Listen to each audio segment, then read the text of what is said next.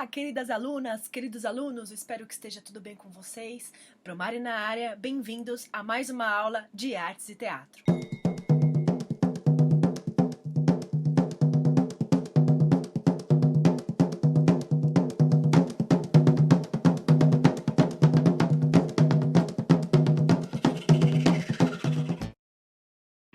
Essa é ensino médio, essa aula número 20, nós vamos falar sobre formas e movimentos. Bom, vimos na aula anterior que a linha é o primeiro elemento visual e que nos aventuramos a criar imagens, e que em cada linguagem artística a linha se comporta diferente, porque ganha corpo com a matéria.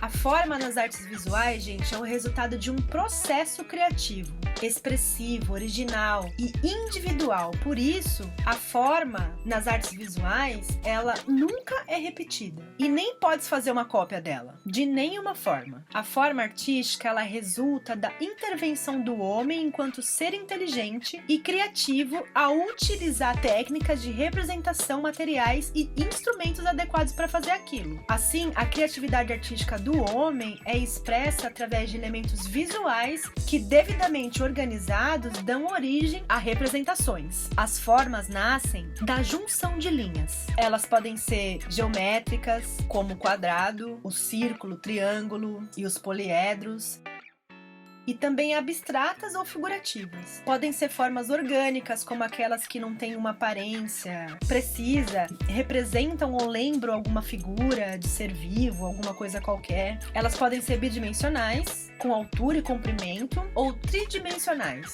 com altura, comprimento e profundidade. Ou seja, ter 2 ou 3 dimensões, respectivamente. Geraldo Barros, gente, um artista nascido em Chavantes, interior de São Paulo, ele se expressou em várias linguagens. Ele foi pintor, gravador, artista gráfico, designer, mas foi como fotógrafo que ele se destacou como um artista curioso, que gostava de fazer experiências com as maneiras de criar imagens. Ele chegou a construir sua própria câmera fotográfica, lá no início da sua carreira. Então ele estudou sobre a forma e criou várias obras com a gramática visual. E por essa razão, na história da arte brasileira, Geraldo de Barros ficou conhecido como um dos precursores da fotografia experimental. Em suas imagens, ele explorou tanto a figuração como a abstração, em fotografias, pinturas e gravuras. As suas pesquisas ficaram conhecidas como fotoformas. Usando a fotografia como base, ele sobrepunha imagens e combinava formas, criando atmosfera de luzes, aproveitando a luz ambiente. Conseguir efeitos de sombra e reflexos era o seu principal interesse nas composições de suas fotoformas. Geraldo de Barros, gente, ele era um experimentador. Inventava as coisas, experimentava as técnicas. Ou seja, ele não tinha medo nenhum de errar. Ele sabia que ele não precisava ter medo, porque não tem erro e acerto. Então ele experimentou várias ideias, várias técnicas em diversas linguagens. Para ele não havia limite para a criação artística. Ele acreditava que o erro levava à aprendizagem. Então, o erro fazia ele criar soluções. E dessas situações ele tirou ótimas ideias e fez nascer diversos projetos. Nas artes visuais podemos citar 2 maneiras de perceber o movimento: na representação e na forma dinâmica. Na pintura, por exemplo, gente, em algumas produções podemos observar a representação do movimento por meio de articulação dos elementos de linguagem, como cores, formas, linhas, luz e espaço. A arte cinética é uma arte que pode ser considerada como um tipo de experiência com objetos que tem movimento e se torna uma forma dinâmica. Sendo assim, ela se coloca em movimento e rompe com a tradição da imagem estática. Esse tipo de arte, gente, ele existe desde o século XX, mas foi só em 1955 quando um grupo de artistas se reuniu para realizar uma exposição chamada O Movimento, que foi numa grande galeria lá em Paris, que ninguém mais, ninguém menos que Marcel Duchamp apresentou uma obra que mais parecia uma engenhoca.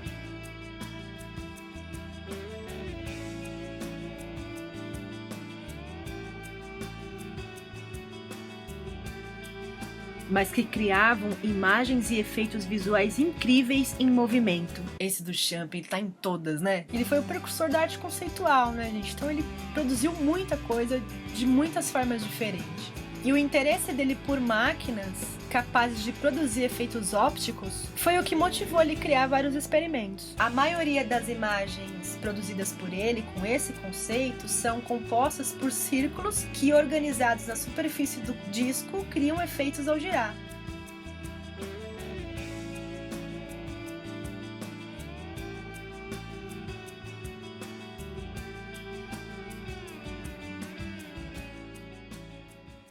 Na 30ª Bienal de São Paulo, que tinha como tema a iminência das poéticas, um artista chamou a atenção com a instalação Cinejornal do Ditador, também chamada de Hematoma, produzida em 2012. Em uma parede, ele fez uma instalação com 270 motores de micro-ondas. E sobre cada motor, ele colocou imagens, a maioria de rostos de ditadores, de vários países, em tons de cores roxo, rosa e marrom. As cores relacionavam com os hematomas das pessoas que sofreram torturas por serem consideradas contrárias ao sistema político dos regimes ditatoriais. Eduardo Gil, artista venezuelano que vive em Nova York, propõe em suas obras uma reflexão sobre a história. Em muitas de suas obras, ele usa recursos de arquivos como objetos, textos de jornais e imagens que contam histórias de pessoas ou histórias sociais. O artista usa a memória das sociedades e da cinética para dizer que a vida social, a política e a cultural estão em constante movimento. Projetos de experimentação, gente, podem criar imagens incríveis. Há artistas que apresentam como característica principal na criação de suas obras a mistura de linguagens. É o caso da composição com fotografias e desenhos do artista belga Ben Heijn. Em seu processo de criação, gente, ele escolhe uma cena, cria o desenho e coloca esse desenho sob a cena, em uma posição previamente planejada, de modo que apareçam estar na mesma perspectiva.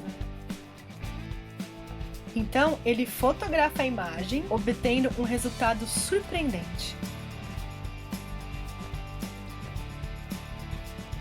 Ben Heijn, ao contar sobre o seu processo de criação, diz que trabalha com essas duas linguagens, desenho e fotografia, expressando mundos reais e imaginários em um jogo visual.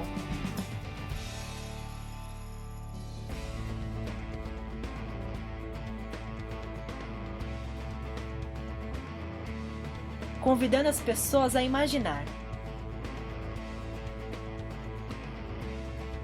Os desenhos são hiperrealistas, e esse diálogo cria, assim, uma certa harmonia com as imagens realistas das fotografias.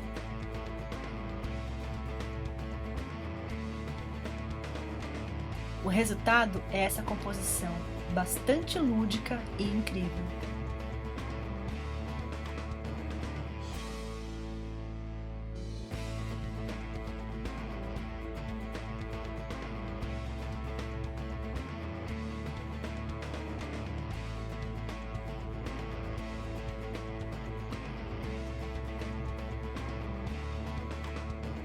O desenho, gente, é uma linguagem tão antiga quanto a nossa própria história e está longe de ser coisa do passado ou uma atividade apenas para crianças. O desenho pode ser mesclado com outras linguagens, assim como fez o Ben Heijn, e criou dessa forma projetos impressionantes. Mais um exemplo de forma visual, a fotografia. Então, gente, criar e perceber formas visuais implica trabalhar frequentemente com as relações entre os elementos que as compõem, tais como pontos, linhas, plano, cor, luz, movimento e ritmo. As articulações desses elementos nas imagens dão origem à configuração de códigos que se transformam ao longo dos tempos. Essas normas de formação da imagem, elas são assimiladas por cada artista de acordo com o conhecimento e aplicação de sua prática, recriadora e atualizada em seus trabalhos, conforme seus projetos, a sua sensibilidade e a condição que eles têm para concretizar. O artista cria sua poética, de acordo com os seus códigos e suas referências pessoais. Então é isso. Não esqueça a atividade no Maestro, tenha uma boa semana. Qualquer dúvida é só entrar em contato. Um beijo e até semana que vem.